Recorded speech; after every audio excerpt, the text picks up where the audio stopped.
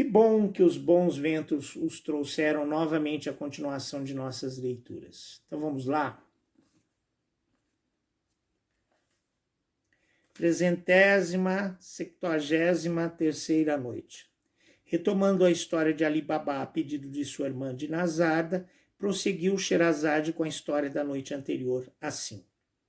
Pelo que diz respeito à mulher de Cassim, ficou em casa, chorando e lamentando-se com as mulheres da vizinhança, que, conforme o costume, concorreram durante a cerimônia do enterro, e, unindo as suas lamentações às dela, encheram todo o bairro de tristeza.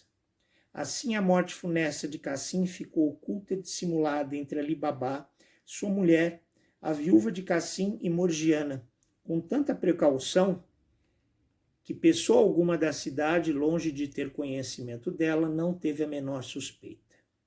3 ou 4 dias depois do enterro de Cassim, Ali Baba transportou aos poucos traces que tinha e o dinheiro que roubara do tesouro dos ladrões, mas este só de noite, para a casa da viúva de seu irmão, a fim de nela morar, o que deu a conhecer o seu novo casamento com sua cunhada.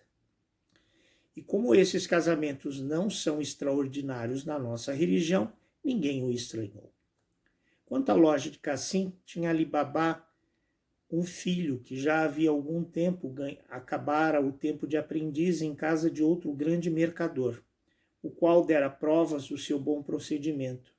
Deu-lhe com promessa, se continuasse a conduzir-se com prudência, de não tardar muito o casal vantajosamente segundo o seu estado. A casá-lo vantajosamente segundo o seu estado. Deixemos Ali Baba gozar dos princípios da sua fortuna e falemos dos 40 ladrões.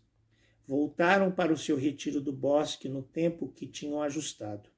Porém, ficaram muito pasmados de não achar o corpo de Cassim, e muito mais ainda quando perceberam a diminuição dos sacos de ouro. Estamos descobertos e perdidos, disse o capitão.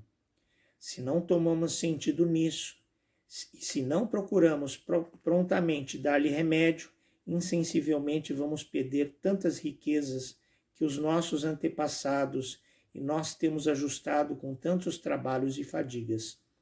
Tudo que podemos julgar do dano que nos fizeram é que o ladrão que apanhamos sabia o segredo de abrir a porta e que chegamos felizmente no instante em que estava para sair. Porém, não era só. Outro deve sabê-lo como ele. O seu corpo levado e o nosso tesouro diminuído são provas suficientes. E como não há aparência que mais de 2 pessoas tenham tido esse segredo, depois de ter feito perecer um, devemos também fazer perecer o outro. Que vos parece, bravos camaradas? Não sois do mesmo parecer que eu? A proposta do capitão dos ladrões pareceu tão razoável aos seus companheiros que todos o aprovaram e concordaram que deviam abandonar outra qualquer empresa para se aplicarem unicamente a esta e não desistir dela senão depois de ter tido o sucesso desejado. Não esperava menos de vosso valor e da vossa intrepidez, replicou o capitão. Mas, primeiro que tudo, é preciso que algum dos nossos, ousado, hábil e empreendedor, vá à cidade sem armas e em traje de viajante de estrangeiro e que se valha de toda a sua indústria para descobrir se não se fala da morte estranha do que assassinamos como merecia, quem era e em que casa morava.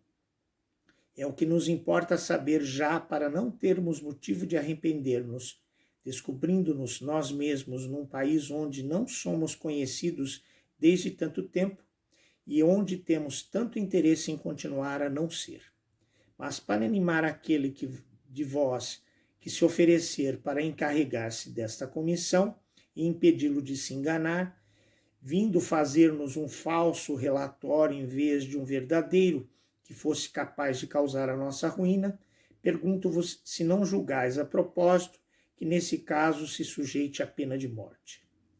Sem esperar que os outros dessem os seus votos, disse um dos ladrões: sujeito-me a ela e tenho ousadia de expor a minha vida, encarregando-me da comissão. Se não for bem sucedido, lembrar-vos-ei menos que não será por falta de boa vontade, nem de valor para o bem comum da nossa sociedade.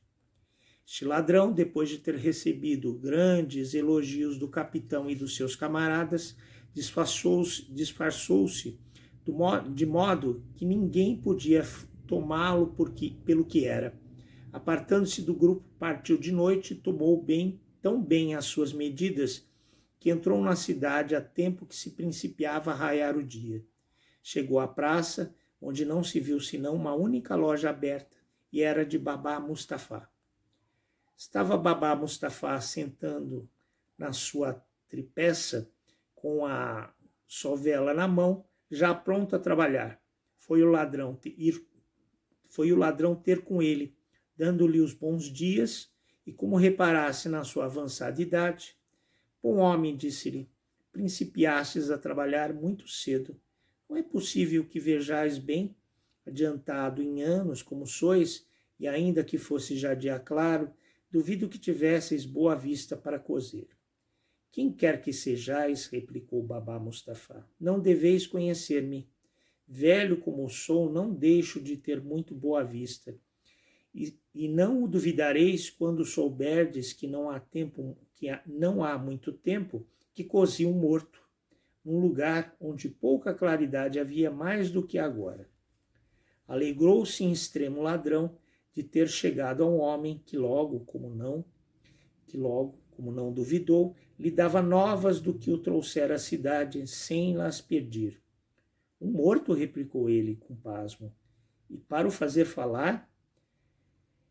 Para que cozer um morto? Acrescentou. Quereis certamente dizer que cozestes o lençol em que foi amortalhado? Não, não, replicou Babá Mustafá. Sei o que quero dizer. Querereis obrigar-me a falar, mas não sabereis nada mais. Não precisava o ladrão de uma explicação mais ampla, para ficar persuadido que descobriria o que viera indagar.